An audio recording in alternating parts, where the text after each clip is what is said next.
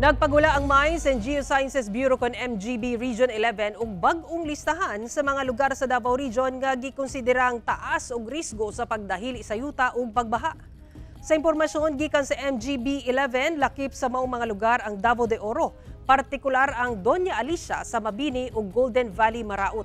Sa Mako, Barangay New Leyte ug Teresa. Sa Maragusan, lakip ang Maragusan Poblasyon, Bagong Silang, Bahi, Cambagang, Coronobe, Katipunan, Lahi, Langgawisan, Mabugnaw,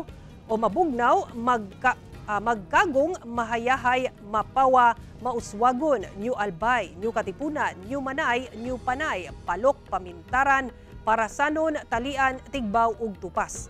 Sa New Bataan, lakip ang Andap, Manurigaw ug Tandawan ug Barangay Araibo sa Pantukan. Sa Davao del Sur, lakip ang Alegre, Alta Vista, Managa sa Bansalan, Rizal, Kapatagan sa Digos City, Barangay Sibulan sa Santa Cruz, Davao del Sur ug Mount Apo National Park nga sakop sa Davao City. Hugot nga gipaymangnuan sa otoridad ang mga residente sa maong mga lugar nga mag-igmat sa taas nga peligro sa pagdahili sa yuta ug pagbaha. Ilabi na kung makasinati og mga pag-ulan nga nagsugod na ni adtong Nobyembre 12 ug gipaabot nga bulungtad sa Domingo, November 17.